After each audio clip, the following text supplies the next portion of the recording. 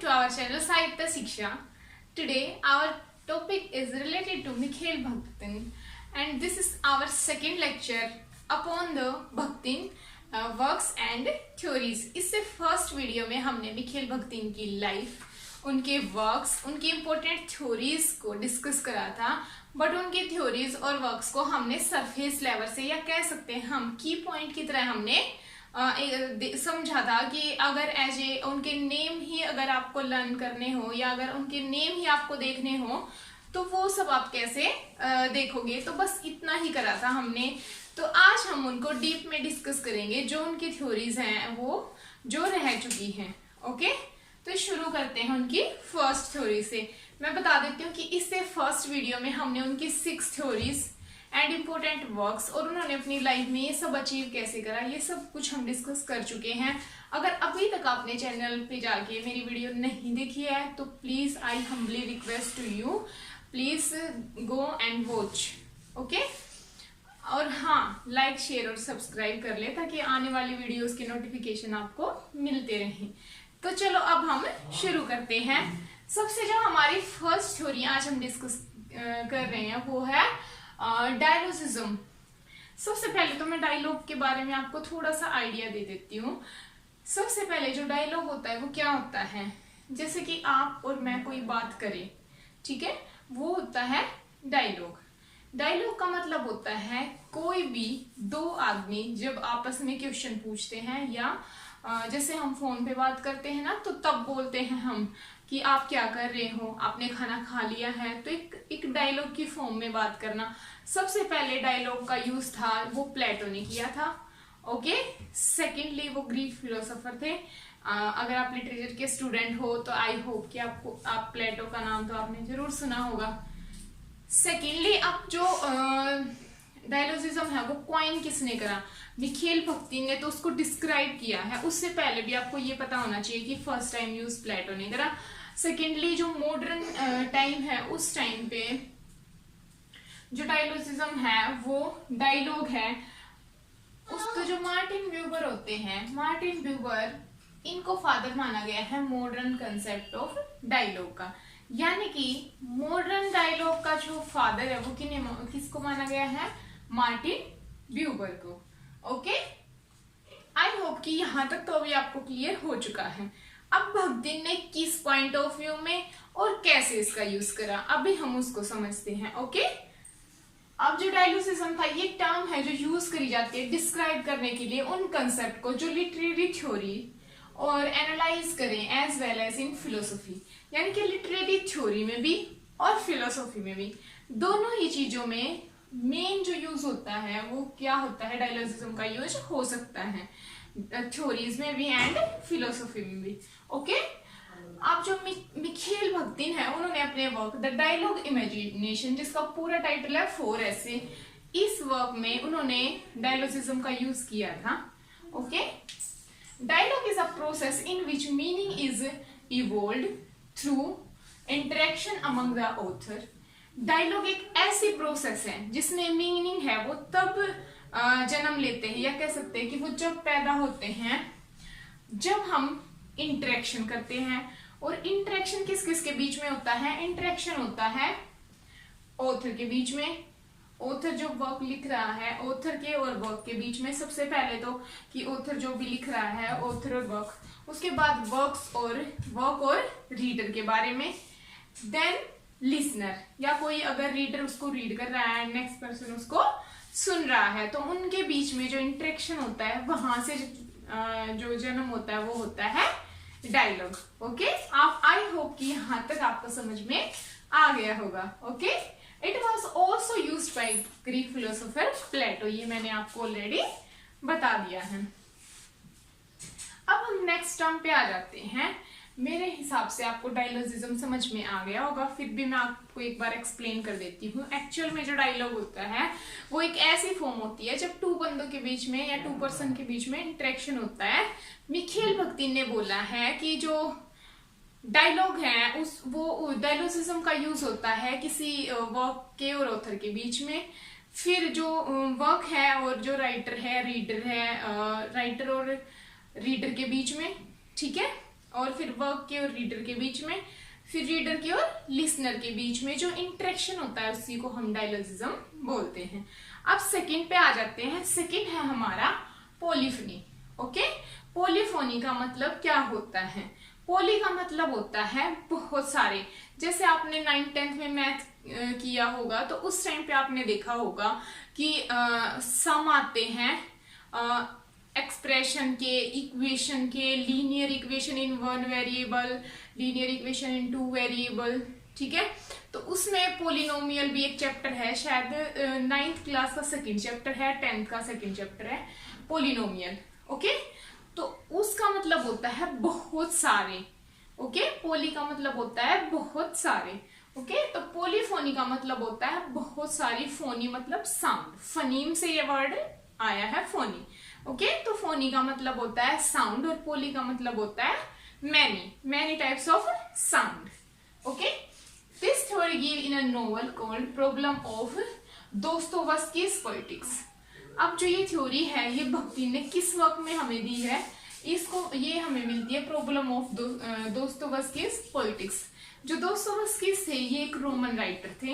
ये भी बहुत ही इंपॉर्टेंट राइटर है हमारे पेपर के पॉइंट ऑफ व्यू से। इसके ऊपर हम सेपरेट वीडियो बनाएंगे। ओके, अभी आप इनको समझे। ये वर्क आया 1984 में। अकॉर्डिंग टू डेविड लॉज के अकॉर्डिंग, ये भी एक राइटर है, A polyphony novel is a novel in which a variety of conflicting ideology show। यानी कि ये क्या कह रहे हैं? एक पोलीफोनी नोवेल है वो एक ऐसा नोवेल होता है जिसमें बहुत सारी कन्फ्लिक्टिंग आइडियोलॉजी है। यानी कि कन्फ्लिक्टिंग क्या, कि अगर आप कुछ और पॉइंट ऑफ व्यू रख रहे हो, सेकंड पर्सन अपना कुछ और पॉइंट ऑफ व्यू रख रहा है, और जब वो दोनों ही आपस में मिलती हैं तो उनको बोलते हैं कन्फ्लिक्टिंग। ओके, कन्फ्लिक्ट हो जाना। तो बख्तिन है वो रेफर करता है, यानी कि बहुत सारे पॉइंट ऑफ व्यू जब क्रिएट हो जाते हैं। Bakhtin refer to polyphony as a new kind of artistic thinking. अब बख्तिन क्या कह रहे हैं? बख्तिन कह रहे हैं कि जो पोलीफोनी है ना वो किस चीज को रेफर करती है? वो new kind of artistic thinking को रिप्रेजेंट करती है। क्योंकि जो थॉट प्रोसेस होती है, जो थिंकिंग प्रोसेस होती है ऑफ माइंड के गोज अगेंस्ट, वो किसके अगेंस्ट जाती है? जो हमारी थिंकिंग प्रोसेस है goes against the grain of traditional privilege. कि जो हमने ट्रेडिशनली जो हमारे माइंड में कंसेप्ट बने हुए हैं, जो प्रिविलेज का मतलब होता है कि जो ऑलरेडी हमने फिक्स कर रखे हैं अपने माइंड में, उन हार्मनीज के अगेंस्ट अगर कोई काम करते। कन्फ्लिक्ट का मतलब क्या होता है? अगर आप कहो कि सूरज ईस्ट से उगता है तो कुछ बंदे कहें कि नहीं ऐसा नहीं है, तो वो कन्फ्लिक्ट शुरू हो जाएगी वहां से। कुछ बंदे कहें कि जब सूरज उगता है हमें तुरंत बाद दिखाई देता है, बट साइंटिस्ट कहते हैं कि सूरज जब उगता है तो वो रिफ्लेक्शन के कारण हमें पहले ही कुछ 2 मिनट पहले ही शो हो जाता है। तो ये कन्फ्लिक्टिंग हो गया ना। कि जो साइंस को मानते हैं या साइंटिफिक फैक्ट को मानते हैं वो तो यही कहेंगे कि रिफ्लेक्शन के कारण हमें जो सन है वो पहले ही शो होना शुरू हो जाता है, बट अदर जो है वो कहेंगे कि नहीं ऐसा नहीं होता। तो ये कन्फ्लिक्टिंग बात हो गई ना। तो इसी तरीके से वर्क्स के अंदर क्या होता है? बख्तिन क्या कहना चाह रहे हैं कि वर्क्स जो होते हैं ना उनके अंदर जो कन्फ्लिक्ट होती है वो कैसे क्रिएट होती है? वो जब क्रिएट होती है कि जब आप मॉडर्न थिंकिंग के साथ काम करते हो और जो ट्रेडिशनल है, मॉडर्न और ट्रेडिशनल के बीच में आप कह सकते हो एक जंग की तरह काम करते हैं। Okay, which means many voice heard as one. यानी कि बहुत सारी आवाजें एक ही जगह आपको सुनने को मिलती हैं। जैसे आप कह सकते हो कि आपने वो संसद देखा होगा ना कभी, सभी अपने अपने पॉइंट ऑफ व्यू रखते हैं, विरोधाभास होता है संसद में, सभी अपने अपने ग्रुप्स के जो पर्सन है वो बैठे होते हैं और वो सभी टेबल पे हाथ मार मार के अपनी अपनी बातें बोलते हैं। तो आप पोलीफोनी वहां से डायरेक्ट एग्जाम्पल ले सकते हैं। ओके, वहां पे सेम ऐसे ही होता है ना, जो भी जिसको कोई बात सही लगती है, जिसको कोई बात गलत लगती है, तो वो तभी टेबल को पीटते और अपनी बातें बोलते रहते, बिल्कुल शोर होता है, पर सब अपना अपना पॉइंट ऑफ व्यू रखते हैं। ओके, भक्ति अब जो इन्वेंट किसने करी थी? पोलीफोनी को इन्वेंट करा लैटिन प्रोटिनियस ने। ठीक है, लैटिन प्रोटिनियस ने जो पोलीफोनी है उसको इन्वेंट करा। भक्ति करेक्टरिस्टिक्स हैं जो Dostoevsky's novel is plurality of independent and unmerged voice and consciousness are genuine polyphony of full valid voice. अब मैं इसका पूरे का मीनिंग आपको बता देती हूँ कि भक्तिन के जो इंपॉर्टेंट जो करेक्टरिस्टिक्स थे दोस्तों इसके नॉवल में वो क्या थे। वो प्लूरलिटी थी, सिंगुलरिटी नहीं, प्लूरलिटी। पोलीफोनी है तो प्लूरलिटी ही होगी ऑफ कोर्स। प्लूरलिटी थी किसमें? इंडिपेंडेंट और अनमर्ज वॉइस में। यानी कि अगर मैं बोल रही हूँ तो मेरी भी बात को सुना जाएगा। अब सेकंड पर्सन बोल रहा है तो उसका भी पॉइंट ऑफ व्यू आपको पता लगेगा। मैनी है बट मर्ज नहीं करा हुआ किसी भी चीज को, सबके हमें डिफरेंट डिफरेंट जो थिंकिंग है उनका पता लग रहा है। ओके, और ये जेन्युइन पोलीफोनी है जो फुल्ली वैलिड वॉइस। यानी कि क्या कह रहे हैं कि अगर सबके point of view different different है तो ऐसा नहीं है कि आप बस बोले जा रहे हो, कोई आपकी बात को सुन नहीं रहा कि आप क्या पॉइंट ऑफ व्यू दे रहे हो और बस बोलना या एक साउंड क्रिएट करना यही पोलीफोनी है। ऐसा बिल्कुल नहीं है। भक्तिन क्या कह रहे हैं? पोलीफोनी दोस्तोवस्की के जो नॉवल है उनका सबसे अच्छी क्वालिटी क्या है कि सबकी बात है, जो भी अपनी अपनी बात रख रहे हैं उन सबकी बातों को सुना जा रहा है, एक दूसरे के साथ मिक्सअप नहीं किया गया है। ओके, यहां तक आपको समझ में आ गया होगा। नेक्स्ट है, अब वो क्या कह रहा है? When he read his novel, जब वो दोस्तोवस्की के नोवेल को रीड करता है, he find his work contain different voice. तो उसको क्या मिलता है कि अलग अलग तरीके की वॉइस है। अलग तरीके की वॉइस का मतलब क्या है? अब आप सोच रहे होगे कि जब हम किसी चीज को पढ़ते हैं तो हमें कैसे पता लगता है कि डिफरेंट डिफरेंट वॉइस हैं? वो एक वर्क का अपना पैटर्न होता है शो करने का कि किस तरीके से हमने शो किया है चीजों को। जैसे कि अभी एक कैरेक्टर है, उसका अपना पॉइंट ऑफ व्यू है। सेकंड, जब वो उसी चीज को लिखेगा तो वो एक नोवेल के हिसाब से नहीं बल्कि कैरेक्टर के हिसाब से लिखा जाएगा कि वो क्या सोच रहा होगा, उसका अपना क्या पॉइंट ऑफ व्यू होगा। ना कि ये कि हमें एक स्टोरी क्रिएट करनी है तो हम उसके हाँ में हाँ मिलाएंगे, ऐसा बिल्कुल नहीं होगा। जितने कैरेक्टर होंगे सबका अपना पॉइंट ऑफ व्यू होगा, तो उसको बोलते हैं many voice. Okay, and plurality of consciousness भी इसके अंदर है। Reader notes is single reality. अब जो भी रीड करते हैं वो एक सिंगल रियलिटी पे फोकस नहीं करते कि ओनली एक सिंगल रियलिटी को देख रहे हैं, but they appear all character by author, बल्कि उनके अंदर जो सारे के सारे जो कैरेक्टर हैं जो ऑथर ने दिए हैं वो सारे उनके अंदर अपीयर होते हैं, प्रेजेंट हो जाते हैं। ओके, अब आई होप कि पोलीफोनी आपको अच्छे से समझ में आया होगा। Okay, move to the next third point, heteroglossia. Heteroglossia क्या है? अब देखो, हेट्रोग्लोसिया भी थोड़ा थोड़ा इसी से मिलता जुलता है। हेट्रोग्लोसिया का मतलब होता है कि ये सबसे पहले तो मैं बता देती हूँ, डिस्कोर्स इन नोवेल 1936 में जो इनका नोवेल पब्लिश हुआ था, डिस्कोर्स इन नोवेल, उसमें इन्होंने दिया है। डिस्कोर्स इन नोवेल एक्चुअल में जो है वो यही वाला नोवेल है, the dialogue of imagination for ऐसे, बट इसका एक नाम डिस्कोर्स इन नोवेल है, इसीलिए मैंने अलग नेम भी लिख दिया ताकि आपको दोनों के बारे में इंफॉर्मेशन मिल जाए। अब डिस्टिंक्ट वैरायटी ऑफ लैंग्वेज, अलग अलग variety of language within a single language. Polyphony में क्या था कि डिफरेंट डिफरेंट कैरेक्टर है, डिफरेंट डिफरेंट वॉइस है और वो अपनी अपनी वॉइस को शो कर रहे हैं। ओके, और उनके पॉइंट ऑफ व्यू को सुना जा रहा है। इसमें क्या डिफरेंट है?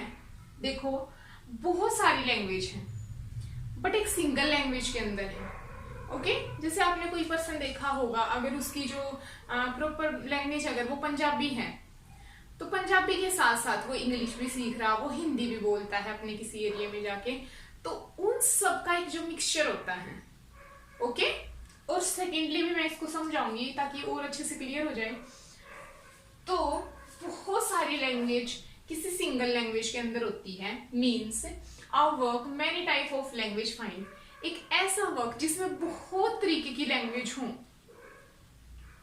और वो लैंग्वेज रिप्रेजेंट करे डिस्टिंक्ट पॉइंट ऑफ व्यू, और हर लैंग्वेज अपना different point of view use करे। उसमें तो पोलीफोन में हर कैरेक्टर अपना पॉइंट ऑफ व्यू यूज कर रहा था, but in heteroglossia different different जो लैंग्वेज होती है वो अपना पॉइंट ऑफ व्यू शो करते हैं।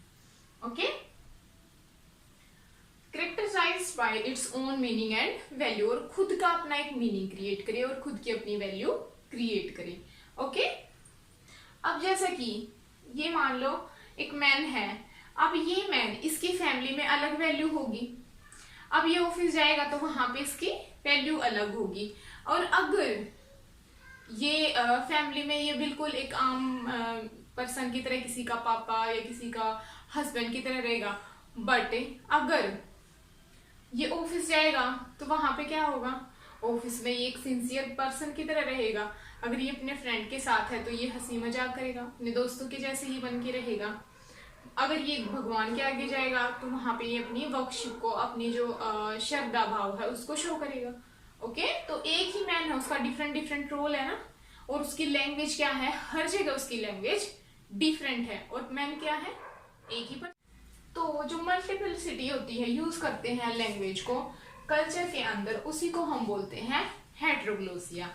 तो आई होप कि ये तीनों के तीनों जो थ्योरीज आपको अच्छे से समझ में आई होंगी। अगर आपको अच्छे से समझ में आई है तो कमेंट बॉक्स में ज़रूर बताइएगा। चैनल को सब्सक्राइब ज़रूर कर लें ताकि आने वाली वीडियोस को नोटिफिकेशन आप तक पहुंच जाए। एक लाइक करना ना भूलें, इससे हम मोटिवेट होते हैं और आपके लिए और अच्छा कंटेंट लेकर आएंगे। तो आज के लिए इतना ही फ्रेंड्स, इसकी जो बाकी थ्योरीज रह गई हैं भक्तिन की, वो हम नेक्स्ट वीडियो में डिस्कस करेंगे। Okay friends, thank you, bye.